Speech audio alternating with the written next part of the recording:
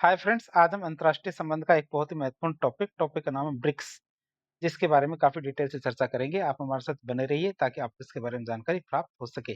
Topic का नाम है ब्रिक्स। ब्रिक्स की बात करें तो ब्रिक्स क्या है? दुनिया की अग्रणी जो उभरती हुई अर्थव्यवस्थाओं का एक अत्यंत और शक्तिशाली अंतर सरकारी संगठन है। ये क्या हमारे अंतर सरकारी संगठन है? क्या दुनिया की जो उभरती हुई अर्थव्यवस्थाओं का एक विशाल अत्यंत शक्तिशाली अंतर सरकारी संगठन है। कौन सा? ब्रिक्स। बात करें इसकी तो यह समूह क्या हमारे वैश्विक भू राजनीति और अर्थशास्त्र में पश्चिमी देश जिसे हमारे विशेषकर G7 कहते हैं, इनके प्रभुत्व को चुनौती देने और जो हमारे ग्लोबल साउथ है, विकासशील देशों के हितों की रक्षा करने के एक महत्वपूर्ण मंच के रूप में विकसित हुआ। कौन सा मंच? हमारा ब्रिक्स समूह। बात करें ब्रिक्स की स्थापना और इतिहास की, ब्रिक्स की स्थापना और इतिहास की बात करें हम, इस शब्द की उत्पत्ति कैसे हुई? तो 2001 के अंदर, वर्ष 2001 में ब्रिटिश अर्थशास्त्री थे जिम ओ नील। कौन थे? जिम ओ नील थे, जो हमारे गोल्डमैन सैक्स के नाम से जाने जाते थे। कौन? जिम ओ नील, जिन्हें गोल्डमैन सैक्स के नाम से जाना जाता था। उन्होंने ब्राजील, रूस, भारत और चीन, कौन कौन से 6 देश हमारे? ब्राजील, रूस, भारत और चीन, इनकी तेजी से बढ़ती अर्थव्यवस्थाओं को दर्शाने के लिए ब्रिक्स शब्द को गढ़ा था। किसने? हमारे जिम और नील ने, जो हमारे क्या गोल्डमैन सैक्स के नाम से जाने जाते थे। औपचारिक शुरुआत की बात करें तो सितंबर 2006 में संयुक्त राष्ट्र महासभा के अलावा, जो यूनाइटेड नेशन जनरल असेंबली के अलावा, इन चारों देशों के विदेश मंत्रियों की पहली बैठक के साथ यह समूह क्या औपचारिक रूप से अस्तित्व में आया था, जिसमें हमारे इन चारों देशों के जो विदेश मंत्री थे आपस में इन्होंने मिलकर एक बैठक की थी। कब? सितंबर 2006 में। पहले शिखर सम्मेलन की बात करें तो पहला आधिकारिक ब्रिक जो हमारे शिखर सम्मेलन है, ये हमारा 16 जून 2009 को येकातेरिनबर्ग येकातेरिनबर्ग रूस में आयोजित किया गया था। तो ब्रिक्स कब हुआ उसकी बात करें तो दिसंबर 2010 में दक्षिणी अफ्रीका को इस समूह में शामिल करने के बाद, इसके बाद 2011 के सान्य चीन सम्मेलन से इसका नाम बदल के क्या रख दिया गया? ब्रिक्स रख दिया गया था। दिसंबर 2010 में दक्षिणी अफ्रीका इसमें शामिल हुआ और इसके बाद क्या 2011 के जो सान्य चीन के अंदर सम्मेलन हुआ था, इसका नाम बदल दिया गया। क्या रखा गया? ब्रिक्स रख दिया गया, जिसमें प्रत्येक अक्षर एक देश का प्रतिनिधित्व करता है। अब बात करें संगठन और नया विस्तारित स्वरूप की, जिसे हम क्या कहते हैं? BRICS plus. तो ब्रिक्स का कोई स्थायी क्या सचिवालय या चार्टर नहीं होता। ब्रिक्स का क्या कोई स्थायी सचिवालय या फिर चार्टर नहीं है। इसकी अध्यक्षता हर साल सदस्य देशों के नाम के अनुसार, मतलब जैसे BRICS, मतलब बी से ब्राजील, आर से रशिया, आई से इंडिया, सी से चाइना, एस से साउथ अफ्रीका, इनके अनुसार बदलती रहती है हर बार। वर्ष 2024 से 2025 में हुए जो ऐतिहासिक विस्तार है, उसके बाद इसका स्वरूप है माफ करें तो इसमें कितने सदस्य हो गए? इसमें हमारे 11 पूर्णकालिक सदस्य हो गए। जनवरी 2025 में शामिल किए गए। कौन कौन से? ब्राजील, रूस, भारत, चीन और दक्षिण अफ्रीका। ये तो शुरुआती 5 है। फिर मिस्र, इथोपिया, ईरान, संयुक्त अरब अमीरात, सऊदी अरेबिया और इंडोनेशिया। तो इस तरह 11 पूर्णकालिक सदस्य हमारे इसमें ब्रिक्स में। बात करें 10 भागीदार देशों की तो 2025 में घोषित किए गए 10 भागीदार देश, जिसमें हमारे Malaysia, Thailand, Vietnam, Kazakhstan, Uzbekistan, Belarus, Bolivia, Cuba, Nigeria और युगांडा, ये हमारे 10 भागीदार देश है जो 2025 में घोषित कर दिए गए थे। वैश्विक प्रभाव की बात करें तो विस्तारित ब्रिक्स जो बढ़ गया ब्रिक्स है, ब्रिक्स प्लस, अब दुनिया की लगभग 45% आबादी और वैश्विक सकल घरेलू उत्पाद, मतलब जो क्रय शक्ति क्षमता यानी पीपीपी के आधार पर देखें तो 41% से ज्यादा हिस्से का प्रतिनिधित्व करता है। कौन सा? ब्रिक्स। जो हमारे G7 देशों, मतलब 28% से बहुत आगे है। क्यों? क्योंकि 41% से ज्यादा हिस्से का प्रतिनिधित्व करता कौन? हमारे ब्रिक्स। बात करें इसके वित्तीय स्तंभ की इसके वित्तीय स्तंभ की बात करें तो एनडीबी मतलब न्यू डेवलपमेंट बैंक और सीआरए, इन दोनों की हम बात करते हैं। तो पश्चिमी देशों के वर्चस्व वाले जो विश्व बैंक और आईएमएफ, इनके विकल्प के रूप में, क्या विश्व बैंक और आईएमएफ के विकल्प के रूप में ब्रिक्स ने 2 मजबूत वित्तीय संस्थाएं स्थापित की है, जिसमें एक तो आता है कि हमारे न्यू डेवलपमेंट बैंक, जिसको एनडीबी भी कहते हैं। इसे हमारे औपचारिक रूप से या इसे अनौपचारिक रूप से ब्रिक्स बैंक भी कहा जाता है। वैसे तो ये हमारे न्यू डेवलपमेंट बैंक है, लेकिन इसे अनौपचारिक रूप से क्या कहा जाता है? ब्रिक्स बैंक भी कहा जाता है। ये हमारे विकासशील देशों में बुनियादी ढांचे और सतत विकास परियोजनाओं के लिए बिना कठोर शर्तों के ऋण देता है। क्या है? बिना कठोर शर्तों के ऋण देता है। और कठोर शर्तों के साथ ऋण कौन देता है? हमारे आईएमएफ। इसकी स्थापना और मुख्यालय की बात करें तो जुलाई 2014 के फोर्टालेजा जो घोषणा पत्र था, उसके तहत इसको स्थापित किया गया था। तो जुलाई 2014 के फोर्टालेजा जो घोषणा पत्र था, उसके अनुसार हमारे न्यू डेवलपमेंट बैंक की स्थापना की गई थी और इसका मुख्यालय हमारे शंघाई चीन में है। और भारत की बात करें तो भारत का क्षेत्रीय कार्यालय गिफ्ट सिटी गुजरात में। इसका एक क्षेत्रीय कार्यालय हमारे कहाँ? गिफ्ट सिटी गुजरात में भी। किसका? न्यू डेवलपमेंट बैंक का। अब बात करें न्यू डेवलपमेंट बैंक की पूंजी और वोटिंग की, तो इसकी शुरुआती अधिकृत पूंजी कितनी, $100 मिलियन थी। कितनी, $100 मिलियन रखी गई थी इसकी शुरुआती अधिकृत पूंजी, जिसमें हमारे 5 जो संस्थापक देश थे, इन्होंने समान योगदान किया था, मतलब $20-20 मिलियन का समान योगदान किया था। विश्व बैंक के विपरीत इसमें सभी संस्थापक देशों के पास समान वोटिंग अधिकार है। विश्व बैंक में जितना जो देश पूंजी उसके अंदर शामिल करता है, योगदान करता है, उसका वोट उतना ही होता है। लेकिन हमारे एनडीबी के अंदर क्या, सभी संस्थापक देशों के पास समान वोटिंग अधिकार है, मतलब किसी के पास भी वीटो पावर नहीं है। तो विस्तार कार्य की बात करें तो अब इसमें उरुग्वे, बांग्लादेश, अल्जीरिया जैसे जो गैर ब्रिक्स देश है, उनको भी शामिल किया गया किसमें, ब्रिक्स वो एनडीबी में। भारत में मुंबई मेट्रो और दिल्ली मेरठ आरआरटीएस जैसी जो परियोजनाएं हैं, उसको पैसा किसने दिया है, हमारी न्यू डेवलपमेंट बैंक ने। दूसरी आर्थिक या जो व्यवस्था है जिसकी बात करें वह आकस्मिक आरक्षित व्यवस्था, जिसे सीआरए कहते हैं। तो हमारे ब्रिक्स के अंदर दूसरी जो वित्तीय व्यवस्था कौन सी, हमारी आकस्मिक आरक्षित व्यवस्था, जैसे सीआरए कहते हैं। हमारे ये $100 बिलियन का एक वित्तीय सुरक्षा कोष है। सीआरए की बात करें तो $100 बिलियन का एक वित्तीय सुरक्षा कोष है, मतलब फाइनेंशियल सेफ्टी नेट है, जो हमारे संकट के समय सदस्य देशों की मदद करता है। कब, संकट के समय हमारे जो सदस्य देश है उनकी मदद करता है। बात करें इसके उद्देश्य की, तो सदस्य देशों को अल्पकालिक भुगतान जो संतुलन है, मतलब बैलेंस ऑफ पेमेंट है, इनकी समस्याओं और वैश्विक तरलता संकट से बचने के लिए क्या हमारी जो सीआरए व्यवस्था काम आती है, और ये हमारे आईएमएफ की कठोर शर्तों से जो 500 देशों को मुक्ति दिलाता है। योगदान और वोटिंग की बात करें तो इसमें योगदान देशों का योगदान अलग-अलग है। जैसे चीन के द्वारा 41 बिलियन, भारत, रूस और ब्राजील इनके द्वारा 18-18 बिलियन डॉलर और दक्षिणी अफ्रीका के द्वारा $5 बिलियन का योगदान किया गया है। जैसे वोटिंग अधिकार पूंजी के योगदान के अनुपात में ही है। जैसे $100 बिलियन में 41% चीन के पास, 18-18-18% वोटिंग हमारे भारत, रूस और ब्राजील के पास, और दक्षिणी अफ्रीका के पास 5%, मतलब $5 बिलियन के अनुसार वोटिंग अनुपात है। ये हमारे सीआरए व्यवस्था है। अब दोनों की बात करें, दोनों का यदि तुलनात्मक अध्ययन करके देखें, किसका, एक तो हमारे न्यू डेवलपमेंट बैंक का और एक सीआरए व्यवस्था, आकस्मिक आरक्षित व्यवस्था, इन दोनों का अनुपात करके देखें तो इनकी प्रकृति कैसी है। न्यू डेवलपमेंट बैंक की प्रकृति कैसी है, ये हमारे विकास परियोजनाओं के लिए ऋण देने वाला बैंक है। एनडीबी क्या है, हमारे विकास परियोजनाओं के लिए ऋण देने वाला बैंक है। तो दूसरा हमारा सीआरए व्यवस्था, जिसे हम आकस्मिक आरक्षित व्यवस्था कहते हैं, तो ये हमारे आपातकालीन स्थितियों के लिए वित्तीय कोष के रूप में काम करता है। वोटिंग अधिकार की बात करें तो न्यू डेवलपमेंट बैंक या एनडीबी में सभी संस्थापक देशों के पास समान वोटिंग अधिकार है। आकस्मिक आरक्षित व्यवस्था की बात करें तो इसमें हमारे पूंजी योगदान के अनुपात में अधिकार दिए गए हैं। क्या, पूंजी योगदान के अनुपात में अधिकार दिए गए हैं, जिसमें चीन के पास 41% सबसे ज्यादा अधिकार है, वोटिंग राइट्स है। प्रतिद्वंदी संस्थान की बात करें तो विश्व बैंक जो वर्ल्ड बैंक है, इसका विकल्प है। विश्व बैंक का विकल्प क्या, हमारे न्यू डेवलपमेंट बैंक। और हमारे आईएमएफ का विकल्प, मतलब अंतर्राष्ट्रीय मुद्रा कोष का विकल्प क्या, हमारे आकस्मिक आरक्षित व्यवस्था, मतलब जिसे सीआरए व्यवस्था भी कहते हैं।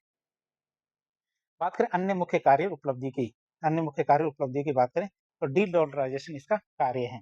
तो वैश्विक व्यापार में अमेरिकी डॉलर पर निर्भरता कम करने के लिए स्थानीय मुद्रा, जैसे हमारे रुपया, रूबल, युआन, इनमें व्यापार को बढ़ावा देना। तो हम क्या देख रहे हैं, ब्रिक्स के कार्य देख रहे हैं।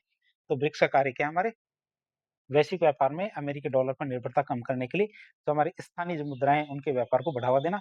ब्रिक्स पे की बात करें तो सदस्य देशों के बीच स्वतंत्र लेन-देन के लिए, क्या, सदस्य देशों के बीच स्वतंत्र लेन-देन के लिए जो पश्चिमी स्विफ्ट प्रणाली है, पश्चिमी स्विफ्ट प्रणाली है, उस प्रणाली के विकल्प के रूप में एक ब्लॉकचेन आधारित डिजिटल भुगतान प्रणाली बनाई जाए, जिसे हम क्या कहते हैं, ब्रिक्स पे। फिर वैश्विक प्रशासन के सुधार की बात करें तो संयुक्त राष्ट्र सुरक्षा परिषद जो यूएनएससी, आईएमएफ और विश्व बैंक, इनमें लोकतांत्रिक सुधारों की मांग को पुरजोर करना, मतलब मांग को बढ़ावा देना। फिर अगला कार्य आता है हमारा तकनीकी और कृषि सहयोग। तो आपदा प्रबंधन के लिए रिमोट सेंसिंग सैटेलाइट नेटवर्क, या आपदा प्रबंधन के लिए रिमोट सेंसिंग सैटेलाइट नेटवर्क, और टिकाऊ खेती के लिए कृषि अनुसंधान मंच की स्थापना करना। किसकी, टिकाऊ खेती के लिए कृषि अनुसंधान मंच की स्थापना करना इनका कार्य है। अब बात करें ब्रिक्स के अंदर भारत की रणनीतिक भूमिका, उसके बारे में बातचीत करें तो भारत क्या ब्रिक्स का एक संस्थापक और अत्यंत संतुलित सदस्य है, जो वर्तमान वर्ष मतलब 2026 में समूह की अध्यक्षता कर रहा है। मतलब इस साल ब्रिक्स की अध्यक्षता किसके पास है, भारत के पास है। फिर बात करें ग्लोबल साउथ का नेतृत्व की, तो भारत इस मंच का उपयोग विकासशील देशों और अफ्रीकी महाद्वीप की चिंताओं को उठाने के लिए करता है। तो भारत क्या है, इस मंच का उपयोग किसके लिए करता है, विकासशील देशों और अफ्रीकी महाद्वीप की चिंताओं को उठाने के लिए करता है। फिर संतुलनकारी शक्ति की बात करें तो भारत समूह में जो ब्रिक्स समूह है उसमें चीन के प्रभाव को संतुलित करता है। भारत क्या करता है, जो इस समूह के अंदर चीन के प्रभाव को संतुलित करता है, और ब्रिक्स को क्या, पश्चिमी विरोधी मंच बनने से रोककर भारत को, वो ब्रिक्स को क्या, पश्चिमी विरोधी मंच बनने से रोककर इसे गैर पश्चिमी मंच बनाए रखने पर जोर देता है, नॉन वेस्टर्न मंच बनाए रखने पर जोर देता है। फिर बात करें तकनीकी योगदान और आतंकवाद पर रोक की। या तकनीकी योगदान और आतंकवाद पर रोक की बात करें तो भारत अपने डिजिटल इन पब्लिक इंफ्रास्ट्रक्चर जो यूपीआई है इसको साझा कर रहा है। जो ब्रिक्स देश है उनके साथ क्या हमारे डिजिटल पब्लिक इंफ्रास्ट्रक्चर जैसे यूपीआई है इसको साझा कर रहा है। और ब्रिक्स के एजेंडे में BRICS counter terrorism action plan इसको मजबूती से शामिल करवाया है। ब्रिक्स के एजेंडे में क्या हमारे BRICS counter terrorism action plan इसको मजबूती से शामिल करवाया है। अब हम बात करेंगे ब्रिक्स के अंदर जो हालिया शिखर सम्मेलन हुए हैं उनकी बात करें तो हमारे 16वां 17वां 18वां 3 शिखर सम्मेलनों की बात करेंगे तो 2024 के अंदर अक्टूबर में कजाकिस्तान रूस के अंदर जो कजाकिस्तानी कजान रूस के अंदर 16वां सम्मेलन हुआ। जुलाई 2025 में रियो ब्राजील के अंदर और हमारे सितंबर 2026 में नई दिल्ली भारत के अंदर ये होगा। बात करें अक्टूबर 2024 के अंदर 16वां सम्मेलन था उसकी तो पहली बार मिस्र, ईरान, यूएई और इथियोपिया इन्होंने क्या पूर्ण सदस्य के रूप में भाग लिया था और भागीदारी देशों के साथ के लिए क्या गाइडलाइन तय की गई थी। 17वें सम्मेलन की बात करें तो इंडोनेशिया पूर्ण सदस्य बना और संरक्षणवादी व्यापार नीतियों के खिलाफ चिंता जताई गई। तो बात करें हमारे सितंबर 2026 के अंदर जो इसका सम्मेलन होगा उसकी उसकी थीम रखी गई है लचीलापन, नवाचार, सहयोग और स्थिरता के लिए निर्माण। क्या लचीलापन, नवाचार, सहयोग और स्थिरता के लिए निर्माण इसकी थीम रखी गई है। बहुपक्षीय सुधारों डिजिटल समावेशन पे जोर दिया गया है। इसमें हमारे क्या बहुपक्षीय सुधारों डिजिटल समावेशन पे जोर दिया गया है। बात करें इसके संबंध में रोचक तथ्य की तो ब्रिक्स के 5 जो मूल देश हैं उनकी मुद्राओं को आर अक्षर से शुरू माना जाता है जैसे रियाल, रूबल, रुपया, रेनमिनबी और रैंड। तो हमारी 5 जो मुद्राएं हैं पांचों देशों की तो उनकी मुद्राओं का अक्षर क्या है आर से शुरू हुआ जाता है इसलिए इसे अनौपचारिक रूप से R5 करेंसी पूल भी कहा जाता है। मजबूत करेंसी संगठन होने के बावजूद भारत चीन सीमा विवाद जैसे जो आंतरिक मतभेद समूह के बीच तनाव का कारण बनते रहते हैं। अब जो हमारा 17वां ब्रिक्स सम्मेलन है उसकी बात करें जो हमारे कहाँ हुआ था ब्राजील रियो के अंदर। तो शिखर सम्मेलन की बात करते हैं तो हाल ही में हमारे 6 से 7 जुलाई 2025 को रियो डी जेनेरियो ब्राजील में 17 ब्रिक्स सम्मेलन सफलतापूर्वक संपन्न हुआ था। इस सम्मेलन का मुख्य फोकस क्या विकासशील देशों के हितों को वैश्विक पटल पर मजबूती से रखना था। तो इसकी थीम क्या थी 17वें जो सम्मेलन था इसकी थीम क्या थी अधिक समावेशी और टिकाऊ शासन के लिए वैश्विक दक्षिण सहयोग को मजबूत करना जो ग्लोबल साउथ सहयोग है इसको मजबूत करना इसकी थीम थी। आगामी सम्मेलन कब हुआ होगा हमारे 2026 के अंदर सितंबर में। तो वर्तमान में ब्रिक्स की अध्यक्षता भारत के पास है। 18वां ब्रिक्स सम्मेलन हमारे सितंबर 2026 में हमारे नई दिल्ली में आयोजित किया जाएगा। बात करें रियो डी जेनेरियो के जो शिखर सम्मेलन हुआ था उसमें कौन कौन से निर्णय लिए गए और कौन कौन से समझौते किए गए उसके बारे में देखें। तो एक निर्णय था हमारा बहुपक्षीय वैश्विक शासन में सुधार। क्या बहुपक्षीय और वैश्विक शासन में सुधार का पहला ऐतिहासिक निर्णय देखें। तो ब्रिक्स देशों ने पुरानी हो चुकी जो वैश्विक संस्थाएं उनमें तत्काल सुधार की मांग की जिसमें और यूएनएससी के विस्तार की बात की तो संयुक्त राष्ट्र सुरक्षा परिषद में सुधार का पुरजोर समर्थन किया गया इसके दौरान।